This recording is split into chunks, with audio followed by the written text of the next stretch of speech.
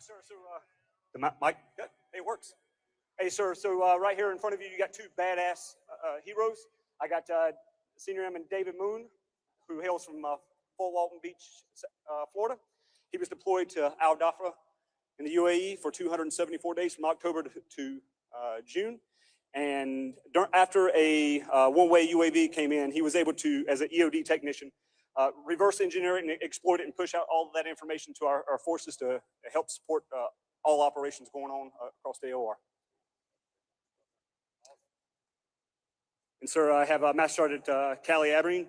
She was a security forces superintendent deployed to PSAB Air Base for the exact same amount of time. After a barrage of theater ballistic missile attacks, she led the casualty collection of all of the things that were going on there and supported the triage and evacuation of 23 casualties out of the AOR, sir.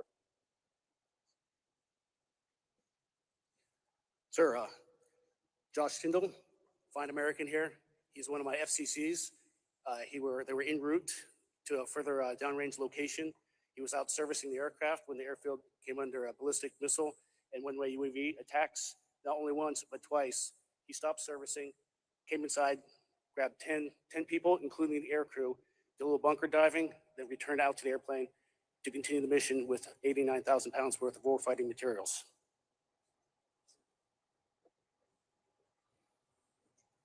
Mr. Secretary, this is Staff Sergeant Gregory Clayton, goes by Kane. He's one of our flying crew chiefs out of the Aircraft Maintenance Squadron. I'll just share a little bit of 400 hours on his last deployment. Countless bunker runs. I think I saw 23 in his records. You know, we also often say flexibility is the key to air power, but I think the hard work of our aircraft maintainers is the key to air power, Mr. Secretary. Mr. Secretary, thanks for joining us. This beautiful aircraft behind us, I think I'll talk about Noah in a second, but what he represents is the power of this beautiful airlifter right here. Captain Noah Schwab was deployed downrange to the Middle East as Epic Fury kicked off. And him and his squadron, he helped organize a blowout from Al Udeid Air Base up to Germany when things got too hot for them. And they continued to execute combat airlift missions under fire day in and day out until that unit came home. So just really proud of him. Give it up for him. Give it up for him.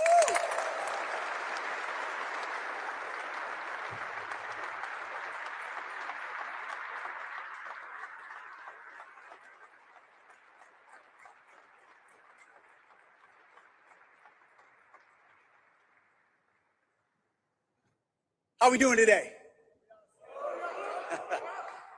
This will be by far the best part of my day, no doubt. Well, we also had a chance to rename this base today after an incredible senator, so you are now standing on Joint Base Lindsey Graham.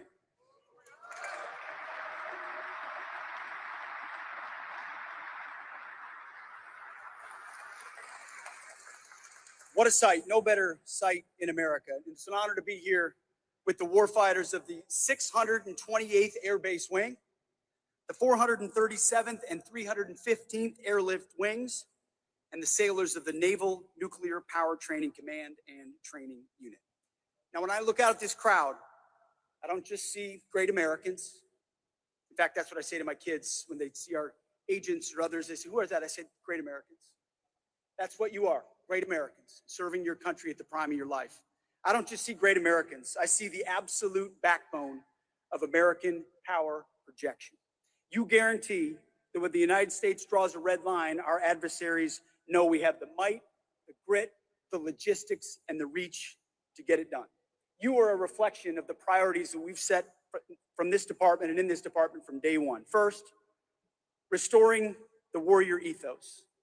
We're done with the distractions. We're focused on high standards and shared purpose. It's not about what gender you are, what race you are. It's about the mission we share together, the Constitution we all swore an oath to defend, and how we train, how prepared we are, and the moments that matter the most. The 437th Airlift Wing is pioneering in this effort.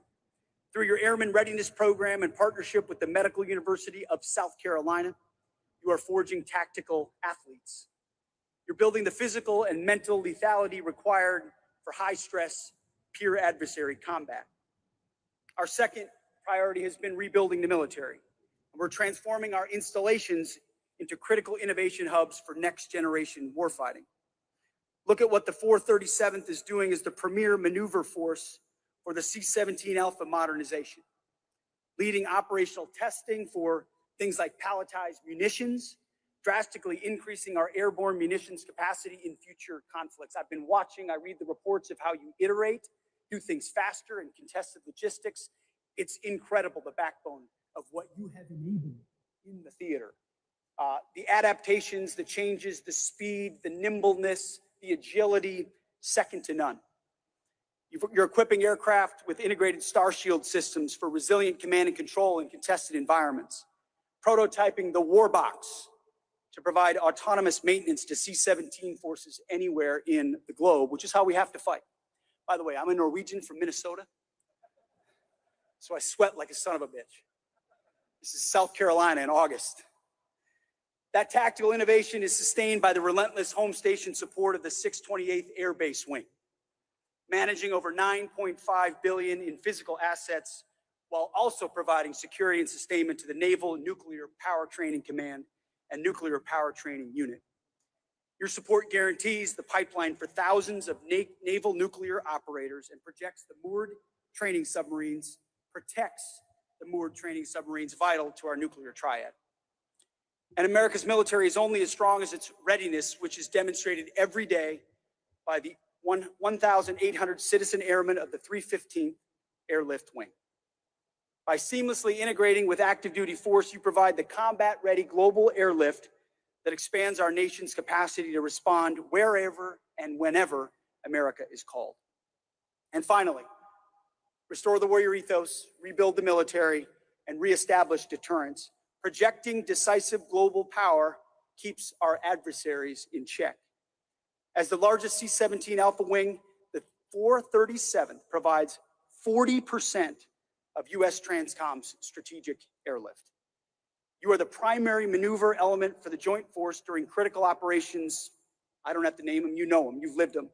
Epic Fury, Inherent Resolve, Hawkeye Strike, Midnight Hammer, and Southern Spear. In the Middle East theater alone, this wing executed over 847 combat and combat support missions. Concurrently, the 628th is making this joint base the department's premier power projection platform with a heavy focus on the Pacific.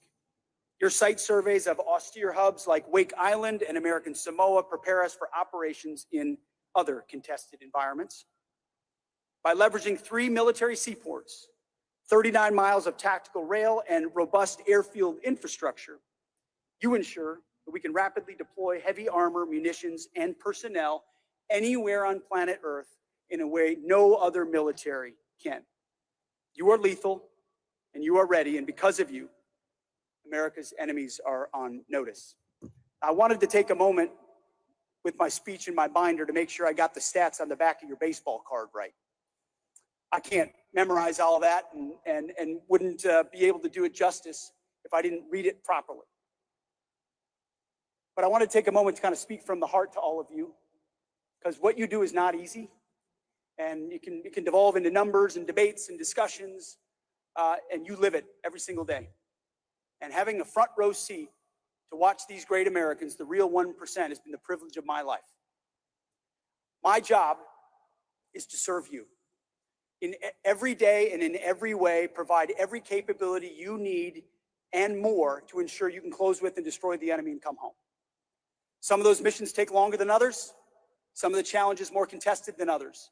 But you step up every single time. And the message the president always wants me to deliver to you is that he has your back. In every scenario, he has your back, and so do I. This nation asks you to do really difficult things halfway around the world, and nobody does it better than you. And the secret sauce of any successful mission, whether it's Epic Fury, Southern Spear, Midnight Hammer, Absolute Resolve, Hawkeye Strike, you name it, are the logistics behind it. That's the genius of the United States military, is the strategic lift, transcom, logistics, how we move things, people, munitions, capabilities. No one else can touch it, not even close. So a lot of things make headlines, things that we do that are quite effective. All of it is enabled by all of you. Incredible Americans at the top of your game, at the prime of your life, who could have done a lot of other things, and you decided to raise your right hand and serve. And that's why I consider all of you the real 1%, the real elite who give absolutely everything. We love you. We appreciate you. We appreciate your families, all those you serve with. Please pass this message to them as well. They serve alongside you. You're in our prayers every single day, in my thoughts every single minute, and our job, whether it's budgets, whether it's strategy, whether it's policy, whether it's authorities, whether it's standards, is to give you exactly what you need to be successful. No distractions. The less complications, the better. The more straightforward, the better. And when it comes to the president's directive, he said, Pete, deliver peace through strength, put America first, and apply common sense. And we try to do that across our formations as much as humanly possible. I often ask him, I say, hey, Mr. President, I'm going to go see your troops this time out in South Carolina. I always ask him, what do you want me to tell them?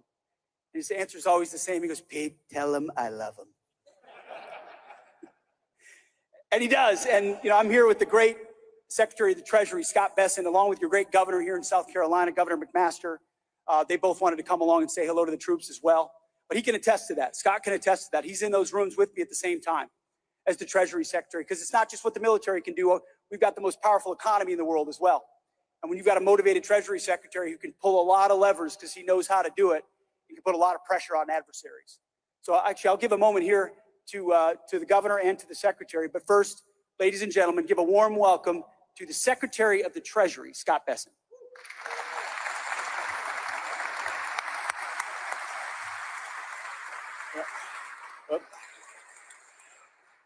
Mr. Secretary, I can tell you I am a Scottish Huguenot from South Carolina, and it's hot today.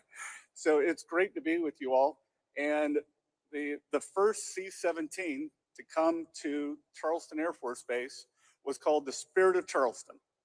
And I feel today, as we transition the name to Joint Base Lindsey Graham, that the Spirit of Charleston is with us. One of my ancestors fought with Francis Marion, the Swamp Fox, which I think I'm going to get in trouble here, is also my Secret Service name. And I did well when I chose it, I didn't realize it had two meanings.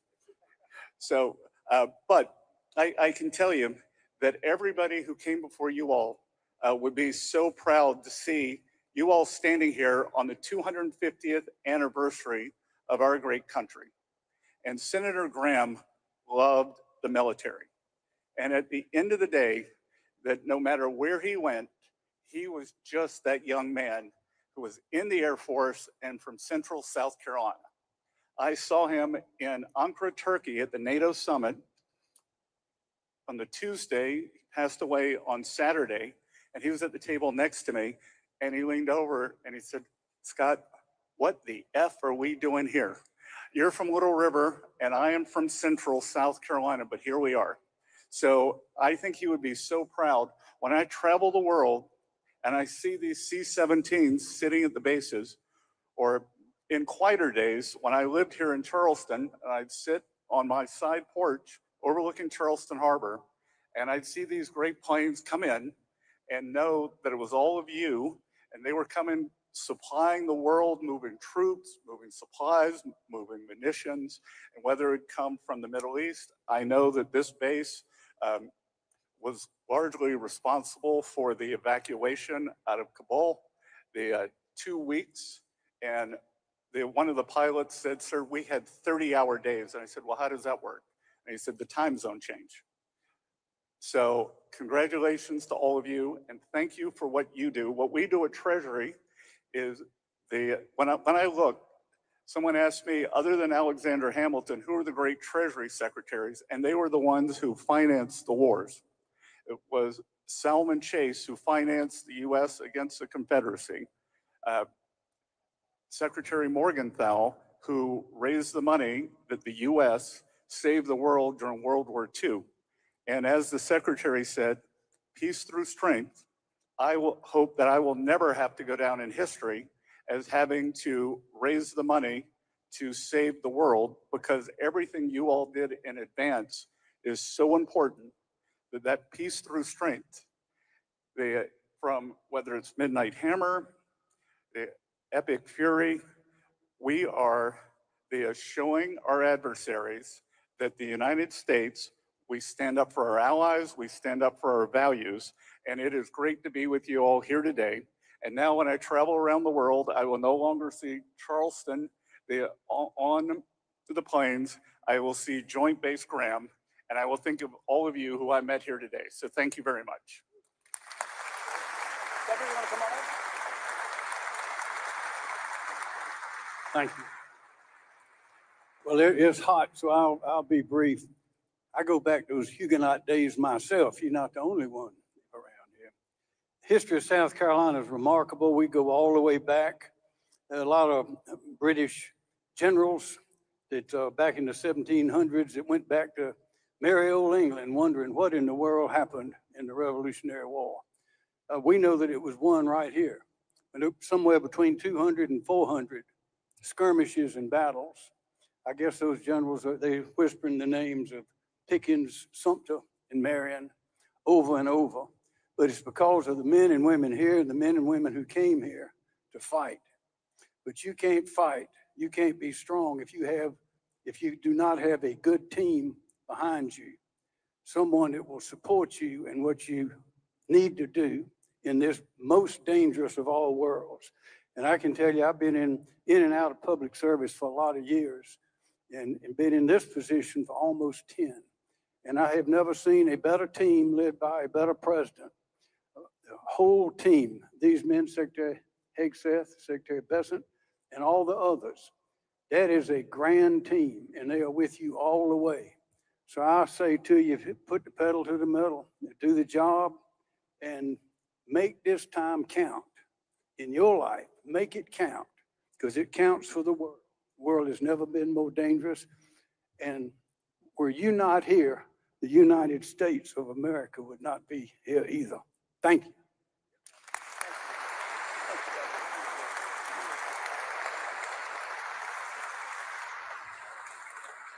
Well, I'll just leave it right there because it is hot. I'll just close by saying, we just launched an ad campaign at the Department of War called On the Shoulders of Giants.